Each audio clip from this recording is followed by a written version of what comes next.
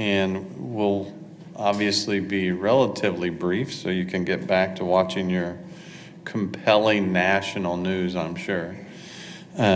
Big Read starts, and this microphone's really loud. Can we tone this down? Do we have that? We'll see if this, one of these buttons maybe, I don't know. All right, I'll step away from the mic.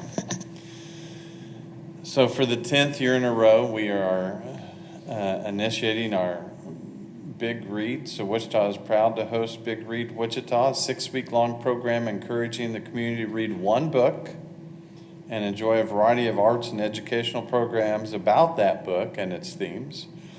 As the honorary co-chair of Big Read Wichita 2017, I have the honor of making the announcement this year for the selected book for Big Read, and it's The Late Homecomer, a nonfiction book telling the true story of one family's daring escape from a refugee camp to a new life in the United States. And so we have with us today our library program outreach manager, Julie Sherwood, who's going to tell us a little bit more about the major events in this year's Big Read. So Julie, I'll turn it over to you.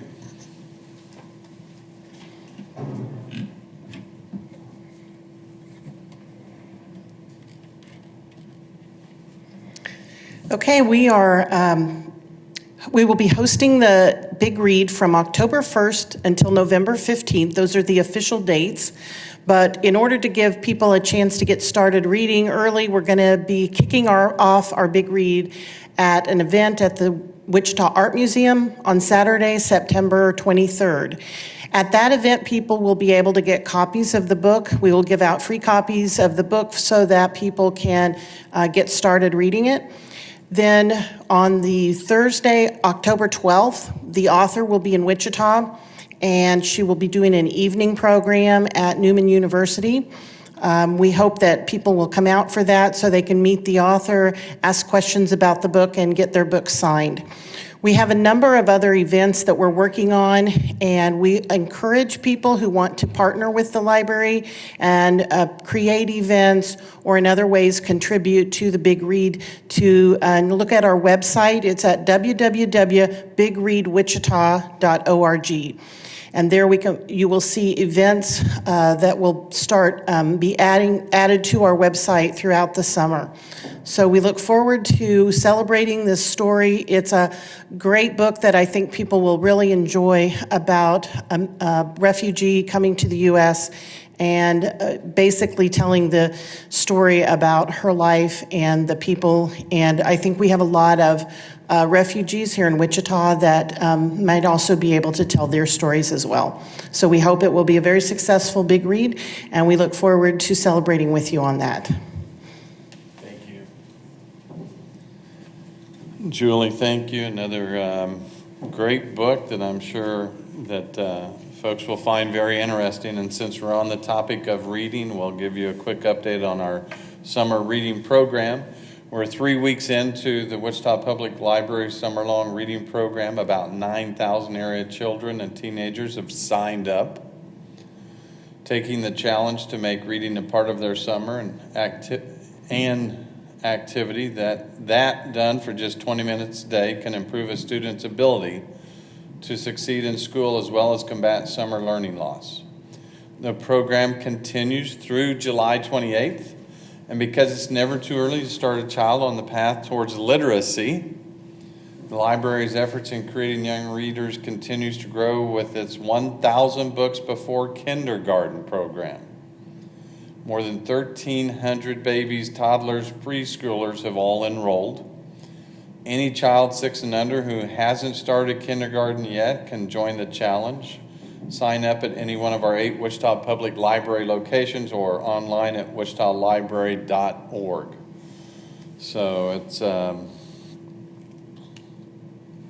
great program that has seen some very nice numbers. So Julie, thank you. We appreciate that. We also have a Say Yes program. It is another summer program that we are just initiating this year. So this is the first year for this Say Yes program. It's The City of Wichita is providing a package of youth enrichment for summer activities, offering free bus rides through August 31st, free access to public swimming pools, free golf and FootGolf at Clapp Golf Course, free lunches, and forgiveness of outstanding library fees to encourage reading. The program called Say Yes is a collaboration between the Wichita Public Library, Wichita Transit, Wichita Park and Recreation, Housing and Community Services Departments. Say Yes is available to area youth ages 7 through 17 at no cost. Free lunches are available for youth ages 18 and under through August 4th. Lunch will be served from noon until 12:30 and snacks from 4 to 4:30 each day at Colvin Elementary, 2820 South Roosevelt. Breakfast will be served from 9:30 to 10:30 and a snack from 4 to 4:30 at Evergreen Park Recreation Center, 2700 North Woodlawn, and lunch from 11:30 until noon at Atwater Neighborhood Resource Center, 2755 East 19th. To participate in the Say Yes activities, youth must have a program pass, which they can obtain at no cost at the Wichita Transit Center, 214 South Topeka. Parents or guardians must be present to obtain a Youth Say Yes pass. Create or update an account at the Wichita Public Library. So for more information on the Say Yes program, please contact Park and Rec at 316-268-4628.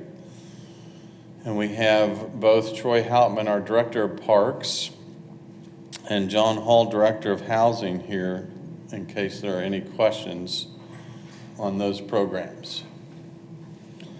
And in typical fashion, we have Councilmember Meissner that's right on time according to his schedule, always late according to mine. And so we do want to talk about Amtrak. And do we have a map up here for Amtrak? I just asked that. Look on it twice, I think. So we're going to, sure we do. All right. So Councilmember Meissner is going to talk about some news regarding Amtrak. There's an inspection train that's coming through town that's on the BNSF Railway from Oklahoma City to Newton. Before I try and explain too much, why don't I just turn it over to Councilmember Meissner, our train expert. Thank you for the promotion. I used to be the train guy. Yeah. Now I'm the train expert. Well, you've seen some releases. There's been some significant movement with the advancement of the Northern Flyer. There's a map of all of Amtrak's current routes. As you can see, the connection between Oklahoma City up to Newton is critical. Texas has had a renewed interest that they didn't have before. Oklahoma has worked through their budget issues about supporting that line. And the increased ridership, again, Amtrak serves, of the top 50 cities, recall, the mayor reminds us that we're 48th. There's only 3 cities in the top 50 that Amtrak does not serve today, and Wichita being one of them. And so there's a big desire when they connect population centers and the centers around the population centers. It proves to obviously increase ridership, revenue. In this case, the cost of delivering the service would be incrementally because it's using the same train set and staff. And so good revenue, smaller operating costs. And the fact, if you all recall, a couple years ago, we had this big debate, so to speak, about the Southwest Chief's existence. And thanks to KDOT and BNSF and all the cities along the Southwest Chief going west, that issue has been solved, and the future of the Southwest Chief is here, and it will be for a long, long time. So obviously, Chicago and Los Angeles are happy about that route still going on. And finally, I would say another significant part is Amtrak. We started the charter bus service in April of last year. Some of you were there when we first kicked that off. Even though it's at weird hours, it's proven to be, Amtrak has said it's proven to be very successful, and that's the little green mark between Oklahoma City and us, Wichita and Newton. So we have real data that we didn't have before that Amtrak's going to share with us and share with and so that's another significant movement. You can still buy a ticket on Amtrak to go from Wichita. It connects at Oklahoma City, and then you get on the train. And Megan and I looked up yesterday, and you could buy one tomorrow for $64. That includes the whole thing, so it's very economical. You leave at 5 in the morning. A lot of people leave at 5 in the morning out of the airport, and you arrive into Fort Worth about 12, a little bit after noon. So the excursion tomorrow will have TxDOT, Texas Department of Transportation, commonly referred to as DOTS. So TxDOT officials will be on that train, Oklahoma DOT officials, KDOT, BNSF, who owns the lines, and Amtrak officials. And so basically to pull this off, as I've been told, it needs the 5 partners to be in agreement. And it looks like we're making fantastic progress with that. The FAST Act, which is what Congress passed, has capital money assigned for some specific Amtrak improvements, and even a portion for expanded or renewed routes. So that's a recent game changer. And so we're excited. I'm going to be on that train as well, and so we plan to go through all the cities that were on the route. There'll be 5-minute stops. They're going to stop here for a more extended period of time. And Mayor was not able to join us. He has joined me with a couple of key meetings that we've had with Amtrak officials and Oklahoma officials. So it's been very positive. And of course, we've been working on this a while, but it's been some very positive steps. It's not, I used to think we weren't even at first base yet, but I think we're rounding first and maybe heading towards second. So, and tomorrow at noon, if any one of you news media want to be on the route from Wichita to Newton, do some interviews with people, and you can get off at noon if you can get a ride back. Please let Megan know, because they've got some space available to try to reserve for media if you wanted to ride along. That from here to Newton's not very, very long. We'll stop there and then we'll get home. So, thanks. Sounds like you'll get home. They're on their own. So if you want to just be dropped off in Newton, which is a great community, you can jump on the train Friday. So they are having a stop in Wichita at roughly noon, and be holding a press conference there. And I will attend that press conference, and we'll be visiting with folks there. The upper level at Union Station. Upper level at Union Station, where the old train depot continues to sit. I mean, you can tell where the old ticket station was, and so it's a great opportunity to come out and see the train. And for those of you that want to ride it one way, some of you, we would encourage you to ride it one way. Be a great opportunity. So,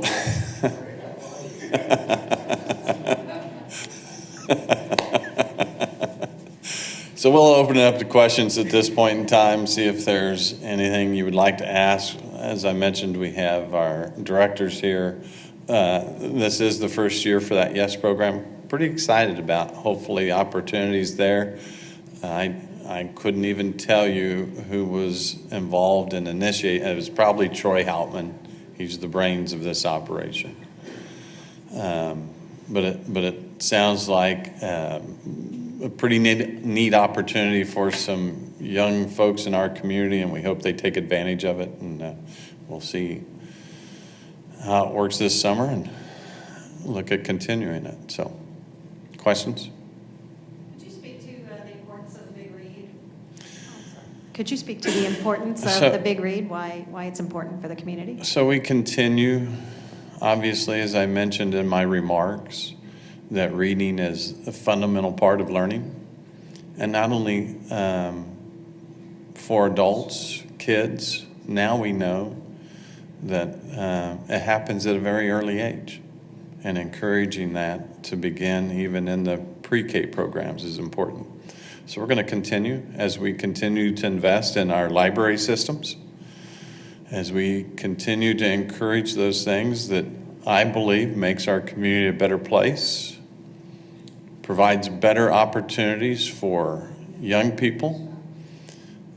We will continue to support those kinds of activities that we truly believe will make a difference, not only today, but make a difference for tomorrow. And Big Read's one of those programs we will continue to support because of the difference that it can make in the lives of all people. Yeah, George.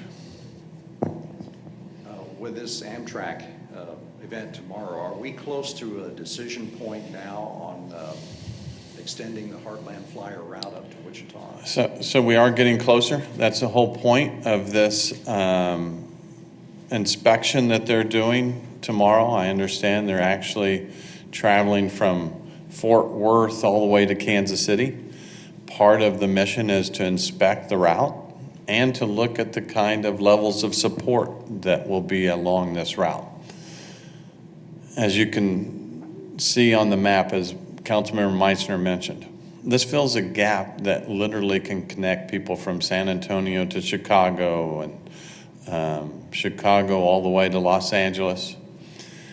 And as has been mentioned in the past, with Wichita State University opening up to Oklahoma City and Dallas-Fort Worth area so that those potential students can have in-state tuition, we think this mode of transit would be a good way to get people back and forth from home to college. And that could change, that could be a game changer for us. And so it looks intriguing if we have a significant enrollment. So we are seeing a significant number of people that are buying a train ticket today and hopping on the bus and connecting. And so that gives us a starting point with quantifiable data. It's just another opportunity to expand multimodal transportation systems that are pretty attractive for business people, for people that maybe don't have the desire to drive long distances anymore, or people that need to do activities while they're traveling, and it's a comfortable way to travel. So we're excited about the opportunities. Councilmember Meissner has been working on this a long time. This certainly is a significant step as we try and close that gap between Oklahoma City and Wichita. Well, thank you all. Appreciate it. Not as riveting as the national testimony today, but